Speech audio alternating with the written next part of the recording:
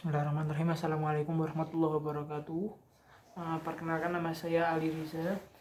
Saya dari Prodi Bahasa dan Sastra Arab, Fakultas Adab dan Bahasa, UIN Raden Mas Said Surakarta. Pada kesempatan kali ini, selaku untuk sebagai tugas UAS Sejarah Peradaban Islam, di sini saya akan langsung saja mengerjakan apa yang diperintahkan, yaitu dengan beberapa pertanyaan yang harus kita jawab.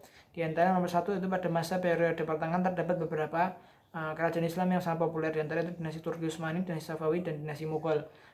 Bagaimana peran penting ketiga kerajaan Islam tersebut pada masa lalu dan pada masa kini?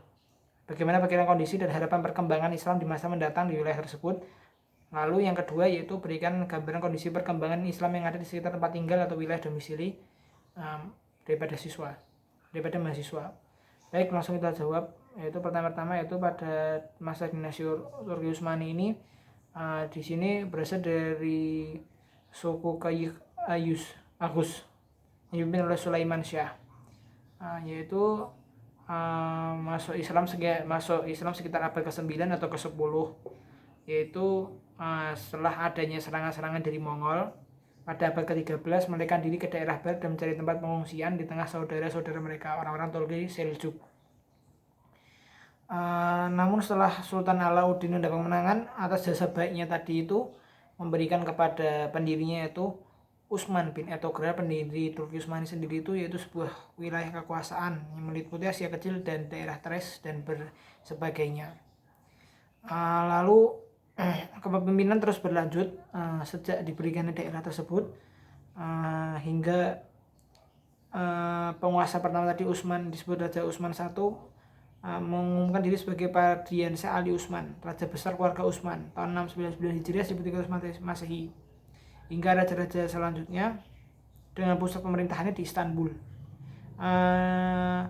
Lalu pada periode setelahnya hingga berganti-ganti ke raja selanjutnya, Turki Utsmani mencapai puncak kemajuannya pada masa Muhammad II atau bisa disebut Muhammad Al-Fatih. Gelar ini sandangnya setelah berhasil menaklukkan benteng Konstantinopel dan diganti namanya menjadi Istanbul, yang asal kata Istanbul adalah tahta Islam. Lalu diantaranya peran pentingnya di sini terhadap kemajuan Turki Utsmani itu diantara bidang pemerintahan, yaitu bangsa Turki bersifat militer, disiplin, patuh pada aturan. Selain itu, keberhasilan ekspansi juga didukung oleh terciptanya jaringan pemerintahan yang teratur. Lalu yang kedua terdapat yaitu bidang ilmu pengetahuan dan budaya. Walaupun pengembangan pengetahuan tidak mendapat perhatian besar, Utsmani mereka mengembangkan sektor berupa bangunan masjid yang indah. Selanjutnya keagamaan sendiri tadi, yaitu terhadap suatu madhab tadi, dengan berkembangnya madhab hingga yaitu memudahkan untuk orang-orang untuk lebih mengenal Islam dengan madhab tadi. Kebebasan untuk mempercayakan masing-masing. Karena Turki tidak pernah kami, wilayah Turki menjadi tempat perlindungan orang-orang Yahudi dari serangan kerajaan Kristen di Spanyol dan Portugal pada abad ke-16. Peran penting Turki Utsmani hingga dari dulu hingga kini dan juga keadaan kedepannya, yaitu pendidikannya tidak terlepas dari setting budaya, kondisi sosio-politik, sedangkan mendapatkan manfaat yaitu dari pada Persia, Bizantium, dan Arab. Dari Persia menerima ajaran-ajaran tentang etika, tata krama, dan kehidupan istana. Dari Bizantium mendapatkan tentang organisasi pemerintahan dan prinsip-prinsip militer. Dari Arab mendapatkan prinsip ekonomi, kemasyarakatan, dan ilmu pengetahuan yang hingga saat ini biasa diterapkan di negara tersebut, yang diterapkan hingga masa kini.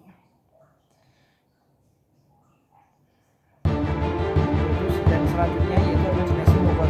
Dinasti Mughal ini dia dengan di New Delhi sebagai ibu kotanya, didirikan oleh Zahiruddin Babur 1526 hingga 1531, cucu dari Timur Leng, yaitu di Asia Tengah pada masa itu. Mughal dinamakan Mughal karena seakan-akan menyamakan kedudukannya dengan gerombolan barbar yang kejam. Selama bernalar, Eropa mulai mengistimewakan Mughal untuk menggambarkan kuasa India ini. Di dalam juga dalam dinasti ini perjuangannya panjang, sehingga untuk bisa sampai ke penguasaannya tadi. Dan di sini peran pentingnya juga terdapat sistem pemikiran sistem dan kelembagaan pendidikan di masa itu. Dan di sini peran pentingnya itu dalam kelembagaan pendidikan pada masa dinasti Mughal, pada kerajaan Islam Mughal tadi itu. Mendorong menjadikan masjid selain tempat ibadah juga sebagai tempat belajar agama masyarakat. Jadi di sini sangat penting sekali perannya terhadap itu hingga masa kini, hingga di masa mendatang pun sama. Mereka tetap memikirkan tentang ilmu agama, mengenai pendidikan seperti itu. Di sini tampak lebih dominan tentang citra Islam yang tampak redup beberapa dasar sebelumnya menjadi lebih terlihat hingga pada masa pemimpin yaitu masa pemimpinnya itu Aurangzeb tadi, juga Raja Akbar juga. Di antara banyak ilmu-ilmu yang diajarkan di sana, matematika, astronomi, dan geografi. Juga membentuk Departemen Urusan Umum untuk mengembangkan sekolah-sekolah dan madrasah pada masa kekuasaan Akbar. Raja Akbar tadi. Aktivitas sistem pendidikan pada masa kerajaan Mughal kan tidak mengalami kemajuan seperti pada masa klasik dan masa sekarang, namun cukup berkembang dengan pesat mengalami kemajuan sesuai dengan ukuran zamannya tadi. Pendidikan pada masa Utsmani di sistem madrasah yang hanya mengadakan agama tanpa pelajaran umum, pada masa ini juga diadakan pembaharuan pendidikan sistem. Jadi selalu ada pembaharuan.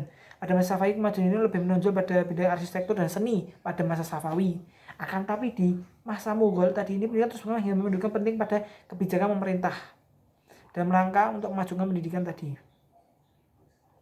Lembaga pendidikannya itu apa aja di Mughal tadi? Pertama, pendidikan dasar agama dilaksanakan di masjid, pendidikan agama khususnya. Terus pendidikan lanjutan madrasah, bidang ilmunya itu pendidikan moral. Ini untuk berarti perhatian sejumlah penguasa Mughal terhadap pembinaan agama dan membangun sejumlah masjid seperti itu.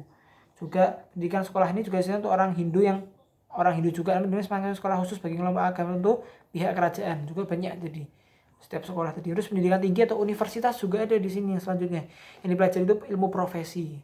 Jadi lengkap ya, agama dapat, pemerintahan juga dapat, pendidikan tinggi juga dapat, pendidikan lanjutan juga dapat. Tidak harus orang Islam tapi juga toleransi terhadap agama-agama lainnya.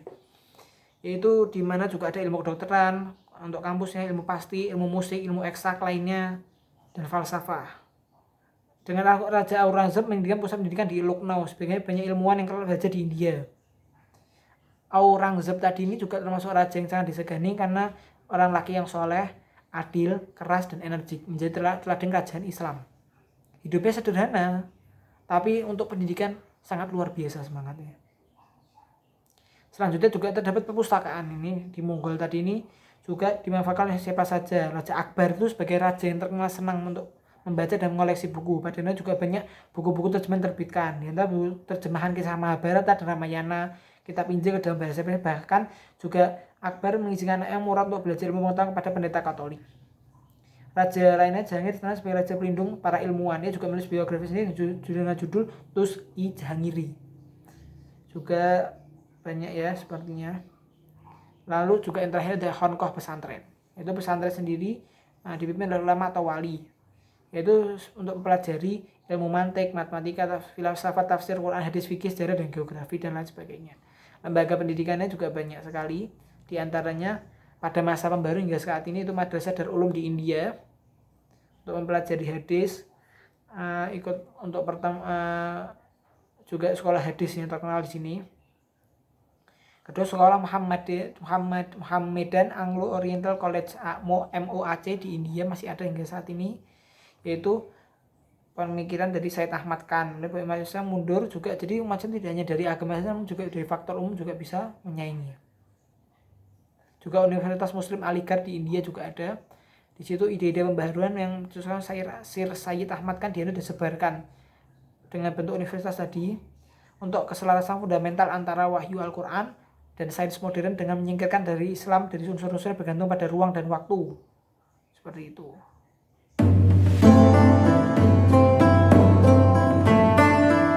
Selanjutnya untuk dinasti Safawi yang terkenal di sini dulu adalah seni dan arsitekturnya tadi. Itu sangat menonjol sekali. Jadi gaya arsitekturnya itu sangat terlihat sekali. Untuk dinasti Safawi tadi pada arsitektur dan lukisan, baik lukisan dinding, bangunan, manuskrip maupun pada karpet, keramik. Kemudian seni lain berkembang yaitu menenun, membuat keramik, dan musik. Menurut beberapa sumber, musik mengalami kemunduran khususnya pada masa Shah Abbas. Jadi wilayahnya itu di Persia ya, Farsi. Secara khusus lagi dinasti Safawi tadi itu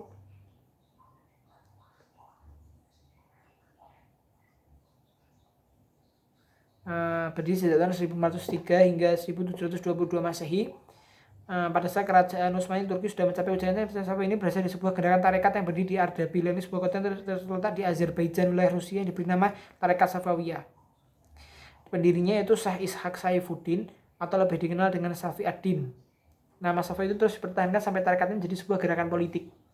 Bahkan nama terus itu dilestarikan setelah gerakan ini berhasil mendirikan kerajaan, mendirikan kejayaannya. Karena Safawi di Persia berbatasan berlebaran dengan Turki Utsmani sebelah timur dengan kerajaan Mughal di India.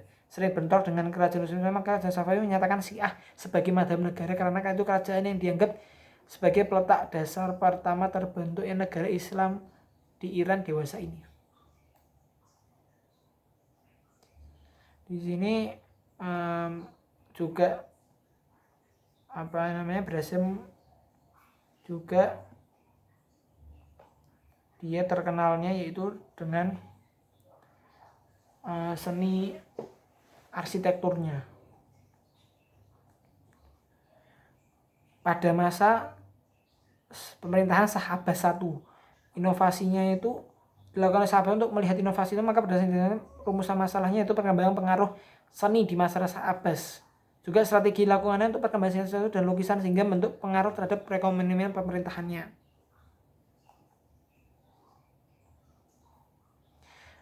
Jadi juga di sini di pada masa Safawi ini yang terkenal yaitu lukisan arsitektur dan lukisan.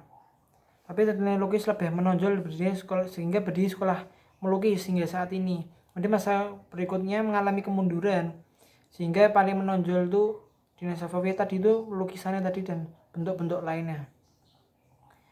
Karena selanjutnya untuk memindahkan hasil dukungannya tadi itu strateginya inovasi terus berkembang hingga saat ini pun selalu berkembang dengan seni-seni tadi itu, arsitektur dan lukisannya yang terkenal. Juga ada macam-macam ya karya seninya tuh dari permata, karpet atau manuskrip porselen dengan cara diwakafkan untuk tempat ziarah, juga untuk masjid dan sebagainya.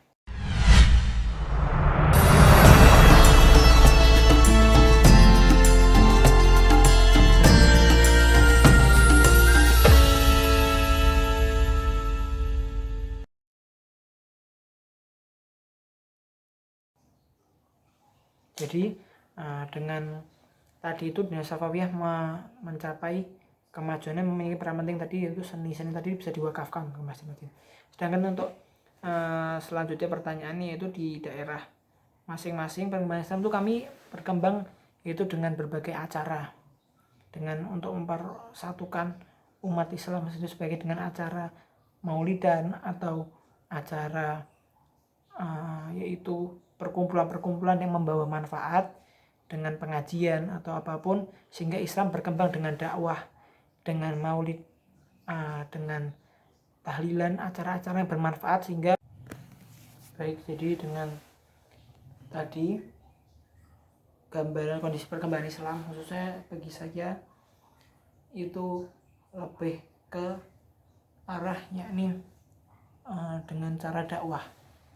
Cara dakwah itu bermacam-macam, diantaranya dengan acara maulidan, yaitu sebuah perkumpulan untuk membaca daripada perjalanan hidup Nabi Muhammad SAW, junjungan kita Nabi besar Muhammad SAW, juga dengan pengajian yang dibacakan ayat-ayat Al-Quran dan juga beberapa referensi daripada kitab-kitab klasik oleh para ulama di situ, yang dengannya kita mendapat nasihat juga untuk pengembangan ajaran Islam dengan kita selalu memperdalam ilmu agama, mengetahui sejarah bagaimana kehidupan di masa Nabi dulu dan para masa sahabat dan tabiin juga orang-orang saleh di zaman dahulu, yaitu dan juga para ulama-ulama kita di zaman dahulu, para umarok juga, kita meneladani sikap-sikap mereka bagaimana dalam hal mengembangkan Islam juga oleh sebagai khalifah-khalifah yang kita ketahui bagaimana cara-cara mereka mengembangkan agama Islam,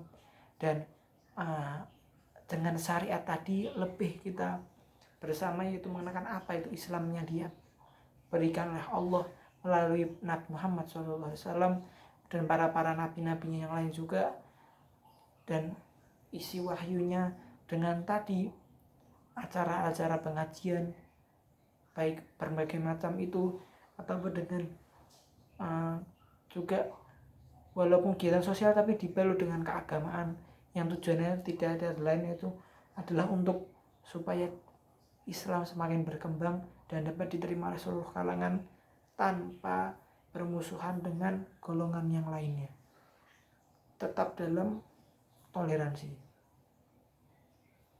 Baik, mungkin sekian dari saya, beberapa jawaban yang semoga dapat diterima dan bermanfaat.